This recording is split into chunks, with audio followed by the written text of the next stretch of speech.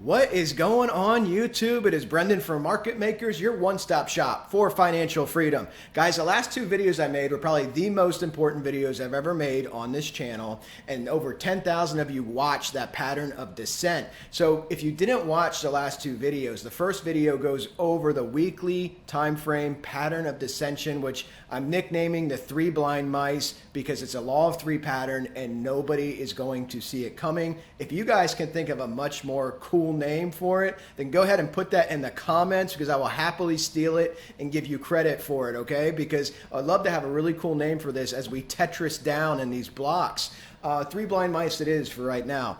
Guys, if you didn't watch those videos, definitely watch them. You need to understand what's happening in this pattern. I'll briefly cover it here, but this video is brought to you by our two sponsors, BitGet, to trade all of the cryptos, guys, and SimpleFX, where we trade equities, commodities, Forex. A lot of you keep asking me in the comments, hey, where do I trade equities? Hey, where can I trade these commodities? SimpleFX, you get up to a $5,000 bonus instantly based on your deposit. All the information is in the video description. If you guys want to trade with us, come meet 11,000 other people pursuing financial freedom, meet the other professional traders in the room, then definitely check out that Discord. Again, that join button right underneath the video. So this is the place to be, guys, for the good information. Nobody's giving you this stuff on YouTube. We're going to briefly talk about this pattern. So this is a pattern of descension. Bitcoin's been playing out since the all-time high. 11 bar drops, 20 bars between tops, 9 bar run-ups, okay? We've done this pattern 2/3 of the way through. This is a market pattern that's repeating and tracking absolutely beautifully. Now we know this gives us specific dates if you watch the most recent video, so I'll flip over the daily time frame. October 31st, we should see some type of bottom in Bitcoin, and then January 1st, the next top. This doesn't have to be the bottom, okay? And again, if you watch those videos, we do the math, how we get to 10,630, which is phi, the 1618. But this doesn't have to be the bottom. This could stop at 15K. This could come down to 4K. So just watch those videos, but understand what we're tracking here is the fact that we should have a bottom, and then we know the next top. And again, this top rise here is based on this pattern of ascension, just using math. And we went over that again in those previous two videos, guys. So looking at these dates, October 31st. Now, the key takeaway here is this level. 25,214 should not be defeated if this pattern holds true.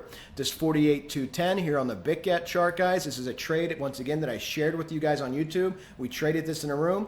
60+% move in Bitcoin, okay? We're looking at these big macro movements. And again, this is a 50+% drop from current price to 10,000. If you go below that, you're looking in the 70 percentile. Massive, massive move. So we want to use this chart, understand the three blind mice is going to lead us to look in the smaller time frames to look for short setups. Now, Powell is speaking tomorrow, guys. Be aware, Fed Chair Powell speaking tomorrow. Equities markets, big rippers up. We're going to go over equities in this video as well. Big rippers up, and they're going to react to what Powell says. Nobody knows what he's going to say, but I have a feeling he's going to restate everything. We're committed to fighting inflation, and we're going to keep raising rates until we get inflation under control, and we have a trend of inflation decreasing, which means he's going to come off slightly hawkish, I think. If he comes off dovish, you're going to see equities move back up to key resistance and test them, and you'll see potentially Bitcoin move up as well. So it'll be interesting to see how that plays out. But we have lots of news that came out, guys. We now know from a new survey, 1 out of 6 Americans is struggling to pay their electric bills. They're behind in their electric bills. We know from the PricewaterhouseCoopers survey, an annual business survey, 50% of companies say they plan on laying people off. We know demand destruction is occurring by design because that's how the Fed is combating inflation. So we know economic conditions are getting worse. And for those of you who are friends in Europe that are watching this, you already know what the hell is going on with your energy prices. Absolutely insane. So we have record high inflation, worsening economic conditions. I would have to say, I believe the bias is for more downside in the markets. Doesn't mean you can't wave up and then go down, but this is what we'll be looking at, especially with this accurate pattern of descension that we have here on this screen, okay? Because this is tracking true right now. Let's go to the daily time frame, see what we got. First thing I want to do, guys, is check the volatility. We have not expanded. Remember, this is the tightest volatility compression we've had since the beginning of the bull run. Haven't had it tighter anywhere in trend. So we have to be aware what Powell says. You know, we know our level 25,214. Got to see if you can. If you flip that, that pattern is negated. But if you don't flip that, guys, then this pattern, this impulse move could be to the downside. So again, we're going to be looking for short setups. Let's do a couple of things here. Let's go ahead. I'm going to try speed fan. Do a speed fan from swing low, that swing high, which should be your top, the 25,214 for this current trend. And if you look at this, this tracked really beautifully. We have using this as support at the 382, using it as support at the 0.5, using it as support at 382. And then look at this whole cluster here wicking the 618. So that's laying out nice. Let's go ahead and leave that. And then let's get a trend-based fib, right? A law of three pattern tool. Let's get a trend-based fib, which is basically an ABC projection, and see what our upside is, where all that resistance is hitting us. And guys, look at this. I mean, look how beautiful this lays out. 24,676. Do you see that? 24,676.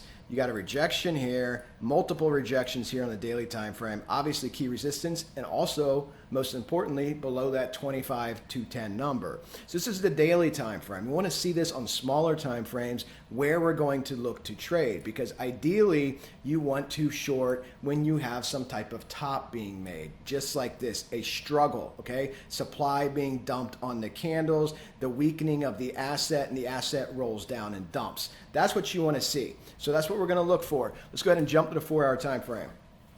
4-hour time frame, laid out the trend-based fib here for a double bottom structure. And again, guys, this is your target. For everybody at home that's watching this and wants to trade, this is your target. This is the 200, the 150 to 233. Again, not financial advice, but this is the area I personally am watching, because these are all moving down towards the 1618. Primary downtrend, long-term downtrend. This provides massive trade setups. I go over that again in the most recent video, okay? So this is an area up here, and again, this is in the 23K to roughly, well, 22,525. So 23K to 22,525, and this area is where I'm really looking to find some Bitcoin resistance, which means, you know, Bitcoin can come up, come in this area and start to make a struggle, start to give us some type of battle, and this is what you want to look for, and then look for that, okay? Because this could be a massive move of dissension. Ethereum. Well, I already drew that out there for you, but Ethereum is in its Wyckoff trading range, got some down thrust, and just be aware, like I had drawn, you could come back up and you can retest this resistance. You could retest that 150 or test that 150 and be aware that you're making a double top at that point. And if Bitcoin does roll down and the markets do roll down, you're going to see Ethereum roll down as well. So just be aware of that, guys. The DXY, we got to talk about this real quick. So, you know, one of the things I've been tracking very accurately, as you guys know on this channel, is the DXY. I mean, look at the Gann fan that we laid out. Just absolutely gorgeous. This channel has been tracking in. DXY you got to pay attention to. It is at 108, spot 521. And you hear people say, well, the dollar's down today. The dollar is on a massive rise. It's at a 20-year high right now. And the thing I want you guys to be aware of, I'm going to back this thing up. I want to show you guys this, okay? Let's go back to the .com crash, because this is what YouTube does not understand. Most people in this space don't understand market cycles at all. But let's go ahead and look at this, okay? The .com crash. Let me go ahead and show you guys this. Get rid of these drawings. I mean, these must have been here a while. All right. This is what the dollar's doing, okay? So here's the .com run up, right? Now, the reason you have this run up, you have the dollar. Remember, markets move in cycles. You have the dollar gaining strength as the markets begin to crack, okay? So let's look at September of 2000. Let's see where that is. June, July, right here, right in this area, okay? So right here, I'm going to go ahead and circle that. In this area, so in September of 2000, Tech Media Telecom, which is about 30% of the market at the time, was down, I think, what, 50%, I believe, overall? So that was down 30 to 50%. I think it was 50%. But the S&P overall was still at its co-equal high from March. But look what the DXY was doing. Does this sound familiar, this market cycle? Because this was an equities bubble. Remember the high-flying spec stocks, they all cratered, right? Think about your Coinbase. Think about your Michael Saylor's company. Think about Peloton.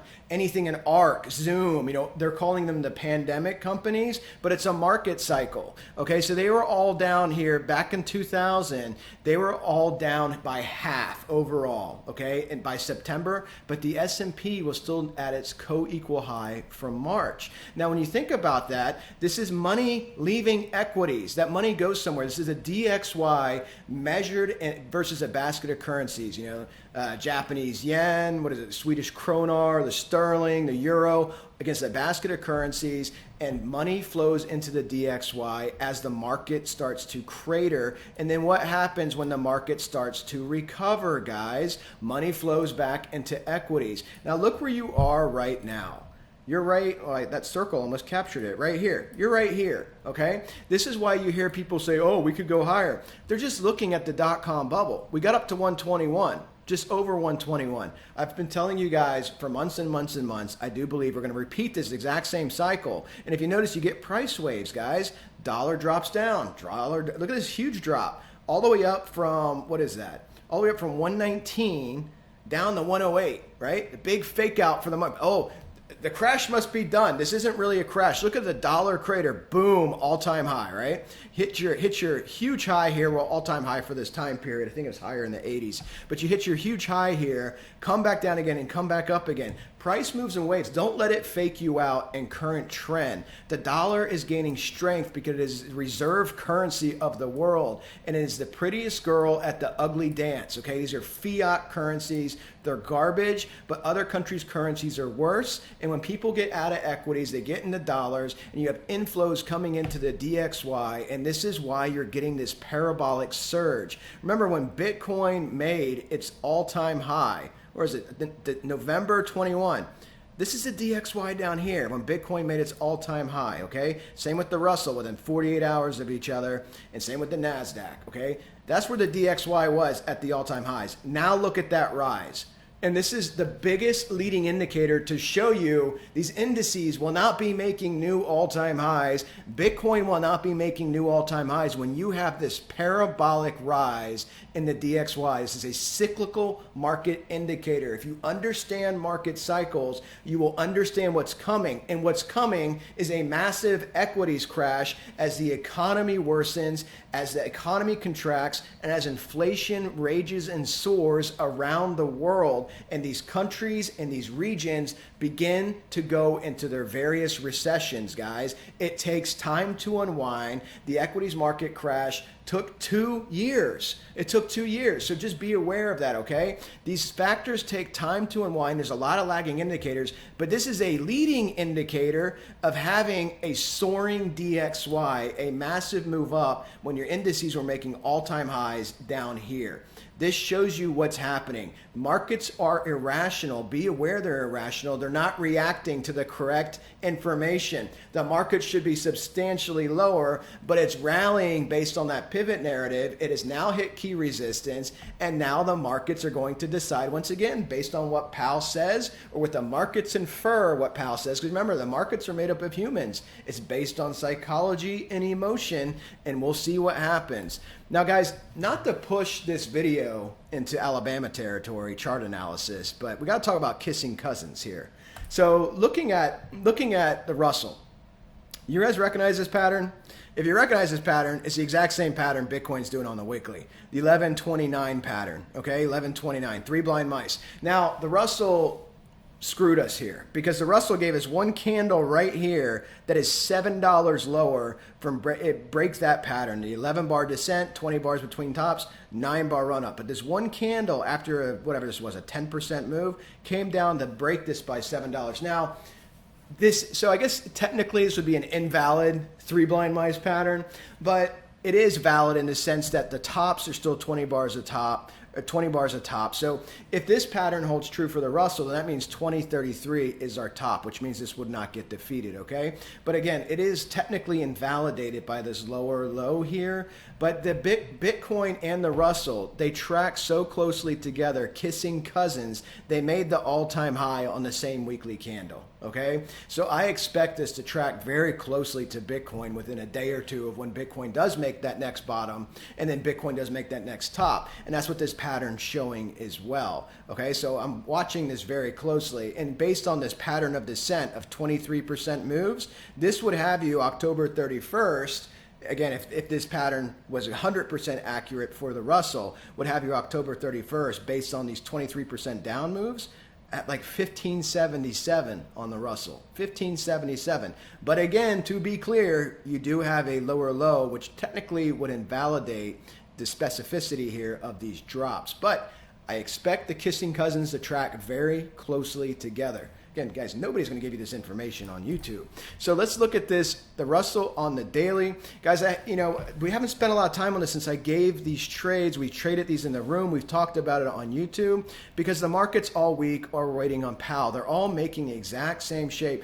We entered these trades at the 200, chameleon vibration, 1618, also in this area. Great price descent. Found the 150, and they're all making this J hook, okay? They're all making this J hook, which is the beginning of what, guys? A double top, okay? And if you notice on the Russell specifically, the 200 is slanting down, could easily find this for resistance and make your double top. If these markets do turn bearish the day of Powell speaking or that following week, you could see this, okay? And I do expect these markets to decline. Again, for me, the bias is to the downside after face ripper rallies and worsening economic conditions. 24% move to the upside. This is what, a 4 or 5% downside move? So we should see more retracement. The 50s down here, the 618 is at 1857. But until Powell talks, we don't really have direction here. But I expect the 200 to hold. And when I say hold, I don't mean get rejected right on it. It could come back up above it like this. I don't see the markets going on from here to make new highs from breaking that recent high, okay? And let's go ahead and jump over to the S&P. S&P, different ways to look at the S&P. You could simply look at the S&P as it bounced off the 150. And if you look at the trend line here, I mean, it literally hit the trend line, like to the dollar, right? So, if we want to get more advanced, yeah, you can use your Fibonacci. You can use everything. Sometimes simple is best, guys, because you use your Fibonacci. You got to the 1618, but the actual wick, landed right on the trend line. So, excellent entry, as you guys know, for those of you that did decide to trade the S&P. Hit the 200. Almost, just got a small wick above it here. But again, exact same formation, guys. The markets are all waiting. You can see how accurate this is. I mean, look at the candle of the 382. The 382 is at the candle's at 4107, and 382 is at 4108. 4108. So within $1, you get your support structure. But they're all making the same structure. They're all doing this, and this can easily roll over and do this, or they could come up. I just don't anticipate it doing something like this. Okay, I don't. It doesn't seem realistic, and I'm a professor of logic for those of you that get that reference, but it doesn't seem realistic, guys. Don't expect that to happen.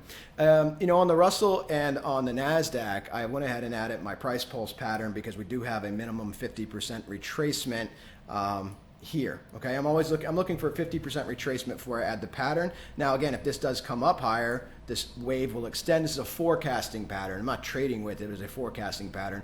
But again, if the markets do turn down, which I anticipate they will, but the NASDAQ had a little bit more room because the 200 was still a little bit above it. It never quite reached it. So we could see what that rebound looks like. But guys, same thing. I mean, I have the same shape drawn on every single chart here because, again, this is the J hook, and we're looking for some market direction, and we'll see if this holds up and if you end up making a baby double top or if you just fall apart. So Dow, again, same thing. Stocks 50, again, same thing. They're all making the exact same pattern, guys. So look at oil. Oil's not making that pattern.